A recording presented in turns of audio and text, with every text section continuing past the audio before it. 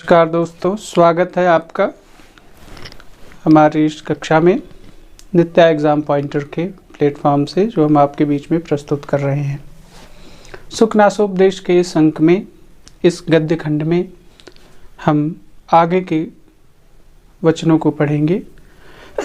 पिछले गद्य खंड में हमने पढ़ा था कि लक्ष्मी को प्राप्त करने वाले राजागण किस प्रकार से लक्ष्मी के चंगुल में फंसते चले जाते हैं।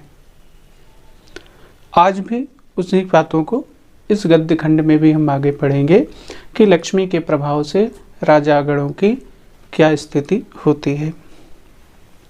ग्रहैरिव ग्रह्यन्ते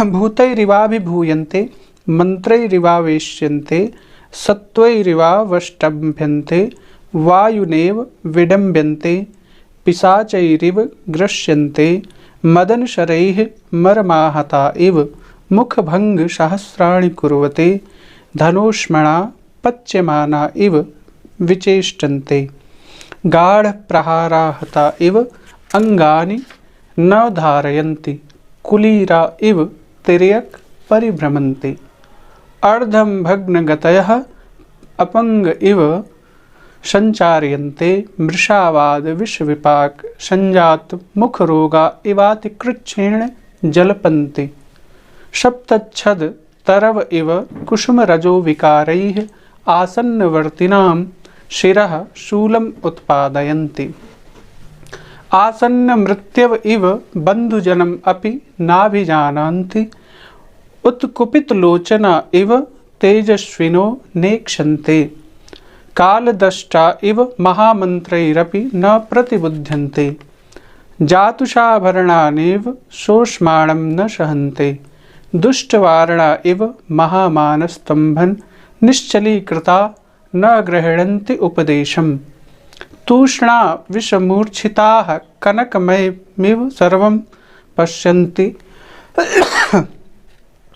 ईशव इव पानवर्धित तैक्ष्ण्या परप्रेरिता विनाशयन्ति दूरस्थितान्यपि फलानिव दण्डविक्षेपैर्महाकुलानि शातयन्ति अकालकुसुमप्रसवा इव मनोहरा कृतयोऽपि लोकविनाशहेतवः शंसानाग्नय इव अतिरौद्रभूतयः तैमिरिका इव अदूरदर्शिनः उपसृष्टा इव क्षुद्राधिष्ठितभवनाः श्रूयमाणा अपि प्रेतपटः इवोद्वेजयन्ति चिन्त्यमाना अपि महापातकाध्यावसाया इव उपद्रवम् उपजनयन्ति अनुदिवसम् आपूर्यमाणाः पापेन वाद्मातम् ऊर्तयो भवन्ति तदवस्थाश्च व्यसनसततं सर्व्यता उपगता बल्मीकतृणाग्रावस्थिताः जलबिन्दव इव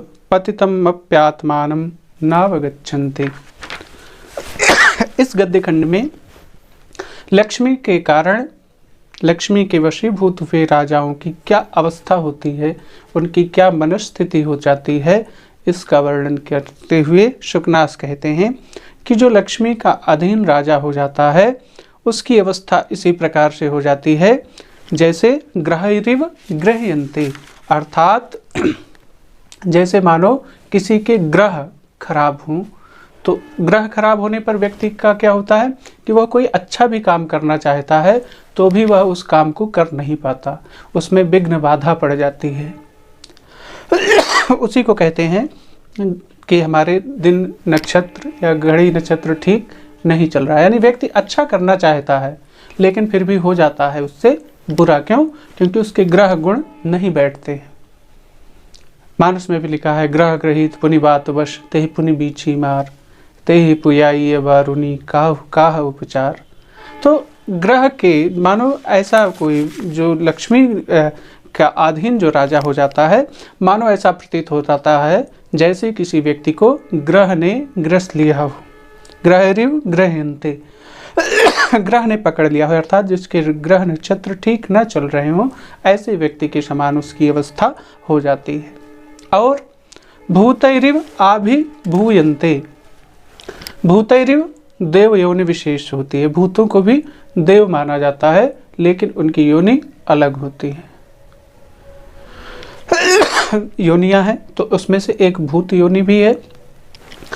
और जब किसी को भूत लगता है या भूत किसी पर कहते हैं कि इनको भूत लग गया है, पिशाच लग गया है, तो भूत लगने पर क्या होता है? व्यक्ति अमानवीय कृत्य करने लगता है, अमानुषी कृत्य जो करने लगता है, अर्थात समुदाचार का जो उल्लंघन कर देता है, उसी को कहते हैं कि भूत प्रेत पिशाच पकड़ लिया है। तो जो राजागण होते हैं, जिनको लक्ष्मी जो है ग्रस्त लेती है या जिनको लक्ष्मी का दर्प हो जाता है, ऐसे राजागणों की स्थिति भी उस व्यक्ति के समान हो जाती है जिस पर मानो भूतों ने आक्रमण कर दिया, अर्थात या जिसको भूत पिशाच प्रेत लग गया हो। मंत्रैरिव आवेश्यन्ते, किसी व्यक्ति को सम्मोहित कर लिया जाता है तो मनचाहा कार्य जिस प्रकार से अगला व्यक्ति करवाता है, अर्थात सम्मोहन करता करवाता है, उसी प्रकार से मानो लक्ष्मी भी मंत्र के द्वारा या अपने सम्मोहन के द्वारा मानो ऐसे राजाओं को वश में कर लेती है। कैसे? जिस प्रकार से मंत्र आदि के द्वारा लोग दूसरों को सम्मोहित कर लेते हैं। सत्वैरिवावष्टभ्यन्ते, सत्वैः एव अवष्टभ्यन्ते, या फिर जैसे जो हिंसक जंतु हैं, व्याघ्र आदि जो हैं, जिस प्रकार से शिकार को अपने जबड़ों में दबोच करके वो छटपटाता रहता है, लेकिन उसको जिस प्रकार से ले करके जाते हैं और शिकार करते हैं, उसको जिस प्रकार से वध करते हैं, अपना आहार बनाते हैं, लक्ष्मी के जबड़े में फंसे हुए राजागण या मान लीजिए मानवों की भी वही स्थिति होती है। जो स्थिति हिंसक जंतुओं के, व्याघ्रादि के सत्वैव अष्टभ्यन्ते, अर्थात जिस प्रकार से जो हिंसक जंतु हैं उनके द्वारा जबरदस्ती बलात् जानवर का जिस प्रकार से ग्रहण किया जाता है, उसी प्रकार से मानो लक्ष्मी के जबड़े में फंसे हुए जीव की भी वही अवस्था होती है। वायुनेव विडम्बन्ते, जिस प्रकार से वायु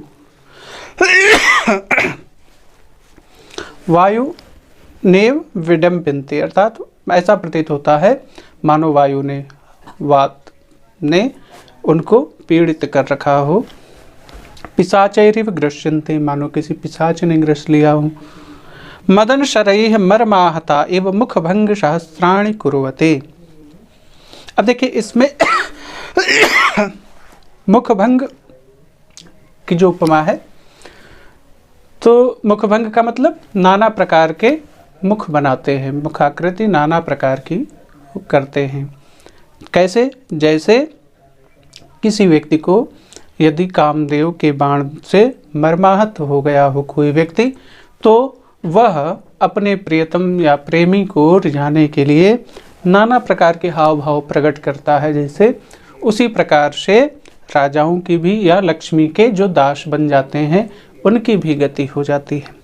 बदन शरैः मर्माहताइव, अर्थात कामदेव के बाणों से जो मर्म स्थलों पर घायल कर दिया गया हो, वह जिस प्रकार से अपनी मुखाकृति बनाता है, सहस्राणि कुर्वते, मुखभंगा सहस्राणि कुर्वते, नाना प्रकार के मुखाकृति बनाता है, उसी प्रकार से जो लक्ष्मी का दास बना व्यक्ति है या लक्ष्मी जिसको अपने कब्जे में की है, वह भी इसी प्रकार की चेष्टा करता है।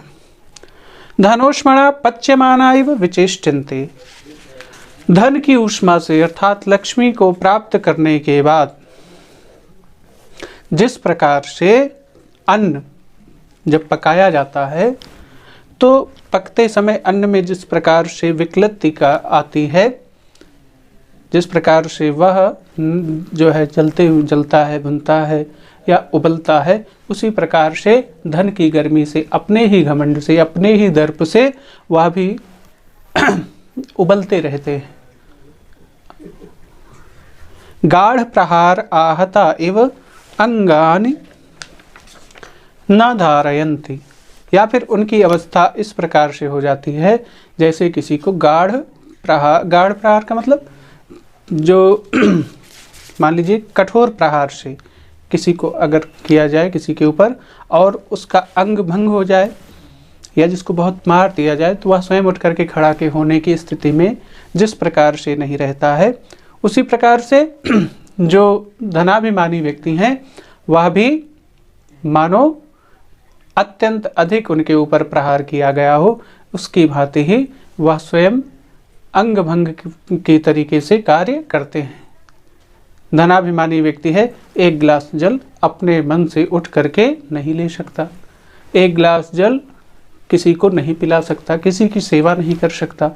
तो इसका मतलब क्या है कि उसके अंगों में भी विकलत्ति आ गई है, उसके अंग उसी प्रकार से काम नहीं कर रहे हैं जैसे किसी व्यक्ति को अत्यधिक पीट दिया जाए, मार दिया जाए, अत्यधिक प्रहार जिस पर हो गया हो कठोर और वह शिथिल अंग वाला हो जाता है, उसी प्रकार से जिस पर लक्ष्मी प्रहार करती है वह भी शिथिल अंग वाला हो जाता है।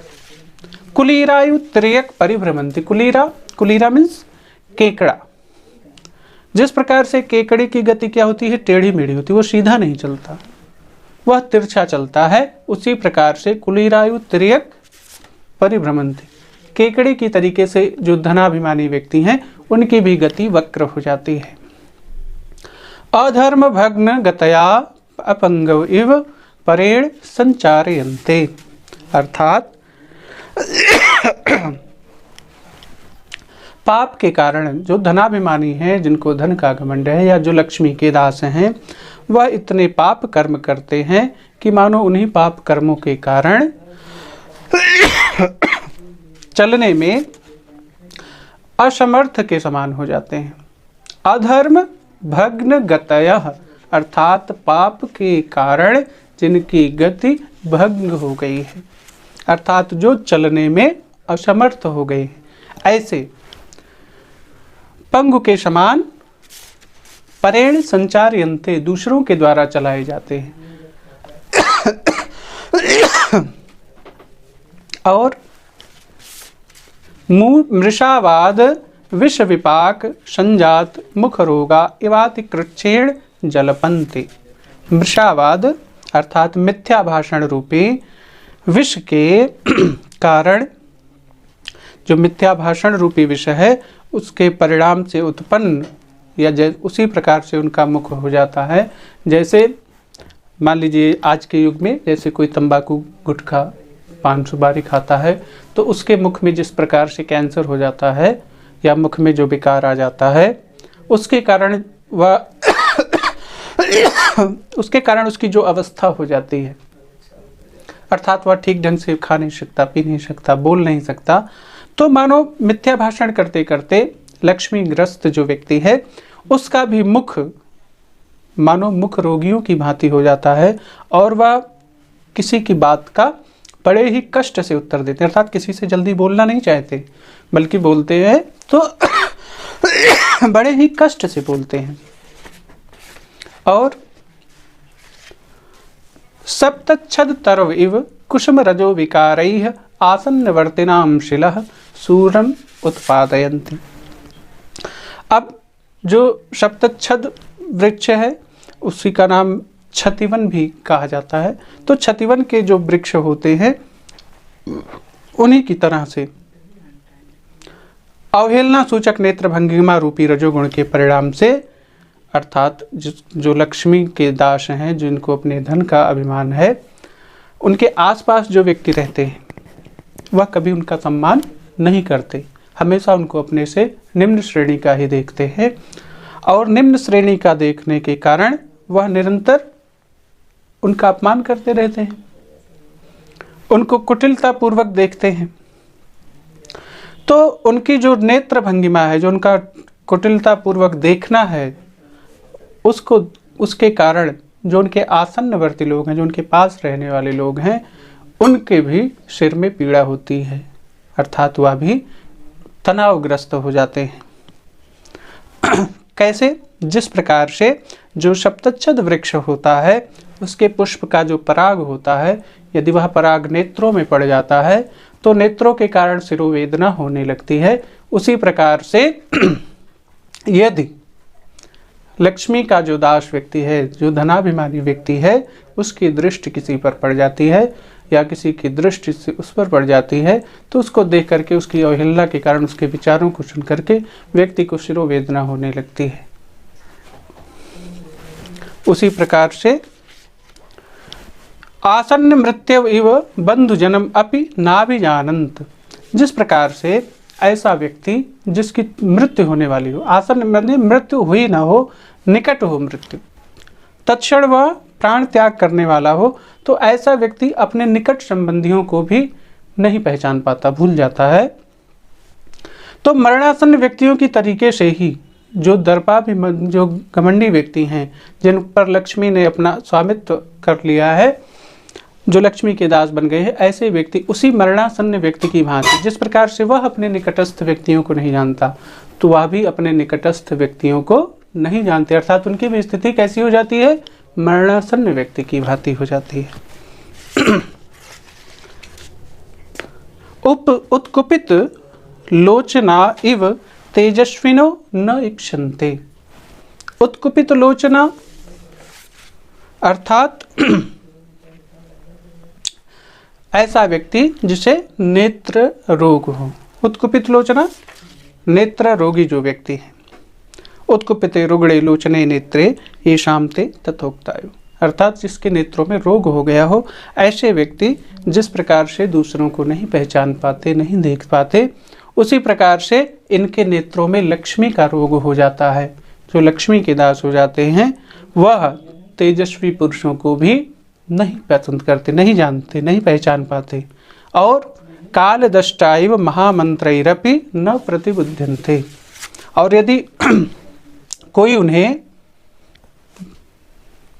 चेतना प्रदान करने की कोशिश करे, कोई उन्हें समझाए, तो उनकी समझ में उसी प्रकार से नहीं आता जैसे महाविषधर से सर्पों के कारण, जो जिसे बहुत भयंकर विषधर सर्प ने डस लिया हो और उसको कोई मंत्र से चेतना प्रदान करने की कोशिश करता है लेकिन वह चेतना नहीं प्राप्त कर पाता, उसी प्रकार से जिसको लक्ष्मी रूपी सर्प ने डस लिया है, वह भी कितने ही उसको अच्छी शिक्षा दो, कितना ही उसको अच्छा मंत्र बताओ, लेकिन वह उसको स्वीकार नहीं करता, अर्थात वह अपने उस अज्ञान अंधकार को छोड़ता नहीं है।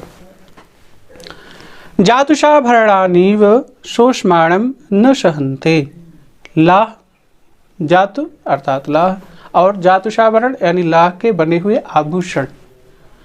लाह के बने हुए आभूषण क्या होते हैं? ज्वलनशील होते हैं, बहुत जल्द अग्नि पकड़ते हैं। जैसा महाभारत में उल्लेख आया है कि वाराणवत में महाराज युधिष्ठिर के लिए जो भवन बनवाया गया था वह उसी लाख का बनवाया गया था। चूड़ियाँ बनती हैं लाख के, तो जो लाख होती है वो ज्वलनशील होती है। उसी लाख के समान, अर्थात लाख के बने हुए आभूषणों के समान, जो स्वयं तो सुंदर होते हैं लेकिन ऊष्मा का सहन नहीं करते, उसी प्रकार से राजा केवल अपना ही प्रभाव प्रताप देखना चाहते हैं, वह दूसरे के प्रभाव को, दूसरे के तेज को सहन नहीं कर पाते, अर्थात ज्वेलसी या प्रतिद्वंदिता उनमें बहुत होती है। दुष्ट वारणा इव महामानस्तंभन निश्चली कृता न गृहणन्ति उपदेशम। दुष्ट वारणा इव, वारणा अर्थात हाथी, जैसे दुष्ट हाथी है वह क्या करता है? दुष्ट हाथी जिस प्रकार से अत्यंत अहंकार के कारण, अपने गर्व के कारण जिसमें उनको बांध करके रखा जाता है, उस स्तंभ को अर्थात खंभा या खूंटा जो भी कहा जाए, उस स्तंभ को क्या करते हैं? हमेशा उखाड़ने का प्रयास करते हैं, तोड़ने का प्रयास करते हैं, वह निश्चल नहीं रहते। उसी प्रकार से जो राजागण हैं, जो लक्ष्मी के दास व्यक्ति हैं, वह भी निश्चल होकर के उपदेश ग्रहण नहीं करते, तर्क वितर्क कुतर्क उसी में निकालते रहते हैं। तृष्णा विषमूर्छिताः कनकमयमिव सर्वं पश्यन्ति। तृष्णा विष मूर्छिताः, तृष्णा रूपी विष से मूर्छित अर्थात मोहित होकर के सब कुछ क्या देखते हैं? स्वर्ण में देखते हैं, अर्थात केवल धन को ही वह सर्वत्र सम्मान देते हैं, किसी और अच्छे या सद्गुण या सद्विचार को वह सम्मान नहीं देते हैं। ईशव इव पान वर्धित तैक्ष्ण्या पर प्रेरिता विनाशयंती। ईशव अर्थात बाण। जिस प्रकार से बाण पर शान चढ़ा करके उसे तीखा किया जाता है, तेज किया जाता है, धार दे करके जैसे बाणों को तेज किया जाता है, और फिर क्या होता है, धनुष पर रख करके और छोड़ दिया जाता है दूसरे की ओर। तो बाण स्वयं नहीं जा रहा है, बल्कि धनुर्धर के द्वारा धनुष पर रख करके धनुष के द्वारा छोड़ा जा रहा है। उसी प्रकार से जो राजागण है उनको भी शान चढ़ाकर, शान चढ़ाने का मतलब मद्यादि पिला करके या पथभ्रष्ट करके, उग्र बना करके उनको, और दूसरों के द्वारा प्रोत्साहित करके, जैसे बाण क्या होता है, धनुर्धर के द्वारा छोड़ा जाता है, शान चढ़ा करके तेज किया जाता है और धनुष पर रख करके शत्रु की ओर छोड़ दिया जाता है। उसी प्रकार से जो लक्ष्मी का दास है, जो धनाभिमानी व्यक्ति है, उसका भी लोग क्या करते हैं, उसको पथभ्रष्ट करके, मद्यादि पिला करके, और फिर क्या करते हैं, अपने शत्रुओं के ऊपर छोड़ देते हैं, अर्थात दूसरों का विनाश उसके माध्यम से करवाते हैं। दूरस्थितान्यपि फलानिव दंड विक्षेपैर महाकुलानि शातयन्ति। जिस प्रकार से जन पेड़ों में ऊपर लगे हुए फलों को, जिनको वह हाथ से नहीं तोड़ पाते, जो सहज उनको नहीं मिल पाते, उनको तोड़ने के लिए जिस प्रकार से पत्थर चलाते हैं, डंडे चलाते हैं, उसी प्रकार से जो धनाभिमानी राजागण हैं वह अपने दंड नीति का प्रयोग करके अपने से कुलीन, जो उनसे पवित्र आचरण करने वाले हैं, जो उनसे श्रेष्ठ हैं, ऐसे महापुरुषों को दंड नीति के प्रयोग से गिराने का प्रयत्न करते हैं या परेशान करते हैं। अकाल कुसुम प्रसवा इव मनोहरा कृतयोपि लोक विनाश हेतवः। अकाल कुसुम प्रसवा इव। अकाल कुसुम क्या है? अकाल कुसुम अर्थात असमय में खिलने वाला पुष्प, जिसका समय ना हो, कुछ समय में खिलने वाला जो पुष्प होता है वह देखने में तो सुंदर होता है, लेकिन वह किसका सूचक होता है? अकाल का सूचक होता है। अर्थात जब असमय पुष्प खिलता है, सीधे सीधे कहें कि जब काश शीघ्रता से फूल जाती है, काश वर्षा ऋतु के समाप्त होने पर फूलती है, लेकिन यदि काश पहले फूल जाती है अर्थात असमय खिल जाती है, तो इसका मतलब अब बारिश नहीं होगी, और जब बारिश नहीं होती है तो क्या पड़ता है? अब अकाल पड़ता है, सूखा पड़ जाता है, फसलें नहीं होती हैं, अन्न नहीं पैदा होता है। तो उसी प्रकार से जो धनाभिमानी राजागण हैं, यह असमय जो पुष्प होता है, जो अकाल कुसुम होता है, उसी की भांति असमय खिलने वाले पुष्पों की भांति स्वयं तो मनोहर होते हुए भी, सुंदर होते हुए भी, लेकिन जगत के विनाश का कारण बनते, अर्थात लोगों को दुख देने के कारण बनते हैं। शमशान अग्निव अति रौद्र भूतयः। शमशान में जलने वाली अग्नि की भांति इनका भी स्वरूप अत्यंत भीषण होता है। जिस प्रकार से शमशान में जगने वाली अग्नि अत्यंत भीषण ऐश्वर्य अर्थात तेज होती है, उसी प्रकार से जो धनाभिमानी राजागण होते हैं, इनका भी अत्यंत भीषण ऐश्वर्य होता है। अर्थात ऐश्वर्य तो होता है, लेकिन शमशान की अग्नि का कोई यूज करता नहीं, वह किस लिए काम आती है? केवल जलाने की। उसी प्रकार से जो लक्ष्मी के दास राजागण हैं, उनकी जो शक्ति होती है, उनका जो ऐश्वर्य होता है, वह सिर्फ लोगों को कष्ट पहुंचाने के लिए, उन्हें भयभीत करने के लिए होता है।